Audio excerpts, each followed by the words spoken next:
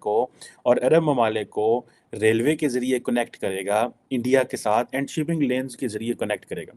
अब ज़ाहिर बात है कि सारे मिडल ईस्ट में तो चलेंगी शिपिंग सॉरी रेलवे होगा, लेकिन इंडिया को वो शिपिंग लेन के ज़रिए कनेक्ट करेंगे। ये है वो पाकिस्तान की कमज़ोरी। तो आपने खुद क्या मुझे पसंद है, अब मुझे बताएं हमारे हुक्मरान क्यों नहीं ये चीज़ें सोचते? हमारे हुक्मरान क्यों नहीं सोचते? हमारे हुक्मरान एक्चुअली सीन ऐसे है कि हमारे दो दूसरे जो सिनेरियोज़ हैं है इंडिया थर्ड लार्जेस्ट की पॉसिबिलिटी है 2030 तक। 2030 is not that far away, ये 5 साल की बात है। मोदी साहब का ये टर्न ख़त्म हुआ, ये टेन्योर ख़त्म होना है 2024। अगर इफ़ ही विंस इन 2024 तो बाय 2030 बाय 29 मोदी साहब के होते होते दुनिया की तीसरी बड़ी इकॉनमी, तो आप ये समझें मोदी इफ़ ही विल हाल है ऐसा होना चाहिए पाकिस्तान के अंदर भी, जाहिर बात है, क्योंकि पाकिस्तान में भी काफ़ी गैर मुल्की भी आते हैं कि आप देखते हैं क्रिकेट मिलेगा। अभी जैक सुलिवन और भारत के जो नेशनल सिक्योरिटी एडवाइज़र हैं वो मिल रहे हैं। अब ये जो चीज़ें हैं, ये कहा जा रहा है कि सऊदी अमेरिका के अपने ताल्लुकात भी सऊदी अरब से कोई इतने मुनासिब नहीं है, सो बायलैटरल रिलेशंस भी डिस्कस करने वाले हैं और बाकी जो मल्टीलैटरल रिलेशंस भी डिस्कस होंगे। लेकिन इसमें भी पॉसिबिलिटी है कि ये डिस्कशन हो कि सऊदी अरब एक तो लाइक और शेयर ठोक दीजिए, महाकाल का लाइक और शेयर ठोक दीजिए, 5000 लौटे दिख जाना चाहिए।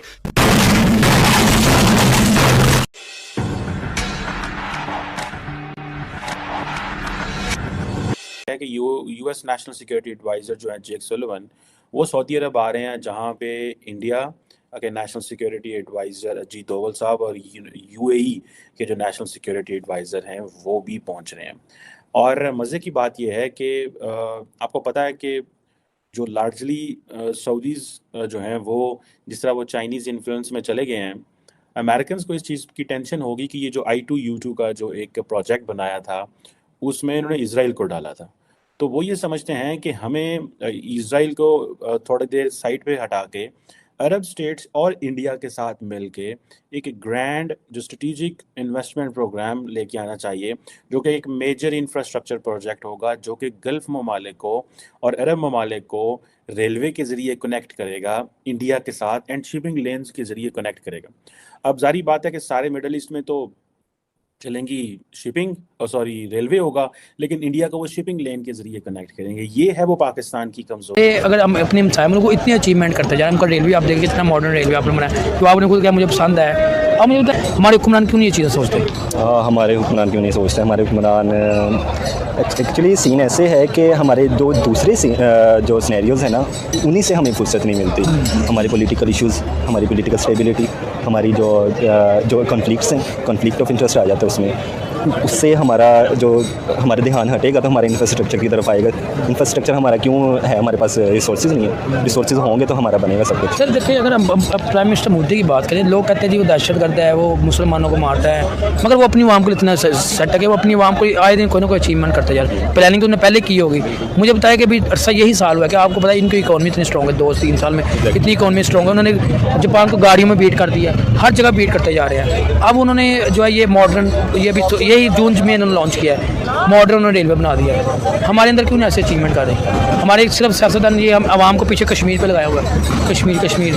उसके अलावा हमारे आवाम को आपस में एक दूसरे लड़ रहे हैं, मगर वो वहाँ पे ये काम नहीं है। कहा जा रहा है कि it could be third largest in the world by 2030।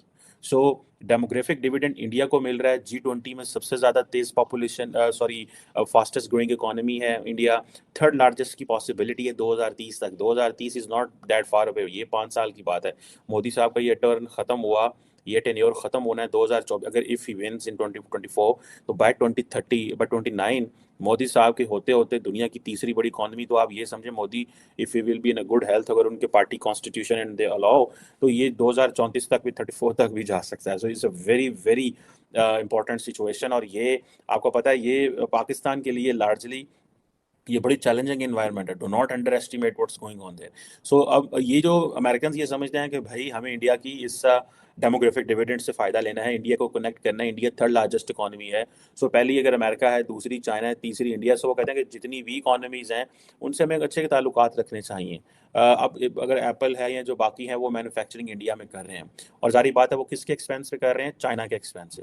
जो यूएन की रिपोर्ट अगर आप देखें तो अब कहा जा रहा है कि एक पूरा पावरफुल एशियन जाइंट बनने जा रहा है इंडिया, ठीक है। हाल ऐसा होना चाहिए पाकिस्तान के अंदर भी, जारी बात है, क्योंकि पाकिस्तान में भी काफ़ी गैर मुल्की भी आते हैं कि आप देखते हैं क्रिकेट वगैरह के लिए भी आती है काफ़ी टीम्स वगैरह, तो ये एक अच्छा होना चाहिए इंसान में, क्योंकि ये हमारे जो हुक्मरान हैं आजकल के, उनको देखना चाहिए, इस पर फोकस करना चाहिए, ना कि अपने मतलब लड़ाइयों में लगे रहें। तो सर मुझे बताए हमारे हुक्मरान क्यों ये चीज़ें सोचते हैं। अगर हम अपने हमसाया मुल्क में इकट्ठी कंट्रीज आज़ाद हुई तो वो इस टाइम इतना डेवलप हो गया, इकोनॉमी आपको पता नहीं स्ट्रॉन्ग हो चुकी है, वो अगर किसी बात के किसी न किसी जगह पे अचीवमेंट करते जा रहे हैं, अब डेवलपमेंट कर रही है, उन्होंने अपनी रेलवे को इतना डेवलप किया हुआ है कि मॉडर्न रेलवे बनानी है। पाकिस्तान की रेलवे के बाद कोई कुछ भी नहीं है, मॉडर्न रेलवे बना दी है।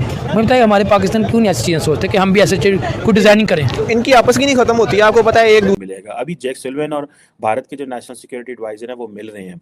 अब ये जो चीज़ें हैं, ये कहा जा रहा है कि सऊदी अमेरिका के अपने ताल्लुकात भी सऊदी अरब से कोई इतने मुनासिब नहीं है, सो बायलैटरल रिलेशंस भी डिस्कस करने वाले हैं और बाकी जो मल्टीलैटरल रिलेशंस भी डिस्कस होंगे।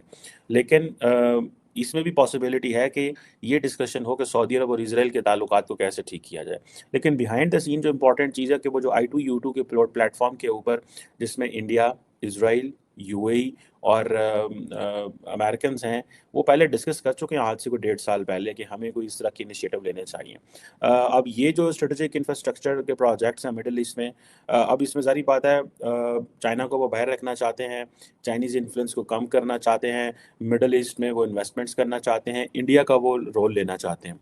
सो रिसेंटली एक डिस्कशन चली जी कि कल को ये होगा कि जी इंडिया जो है वो अमेरिका के साथ नहीं खड़ा होगा व्हेन इट कम्स टू कोई जगह चाइना के साथ कुछ इस तरह के हालात पैदा होते हैं।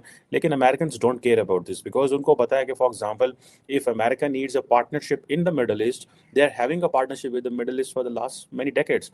The question is Indian entry is basically a space with the Americans and Indians and all the countries will enjoy, so making it a multilateral project going across the world, ठीक है। इसी से वो सारी इंडो पैसिफिक, एशिया पैसिफिक की जो market है उसको भी वो कैप्चर करेंगे और वहाँ पे भी करेंगे।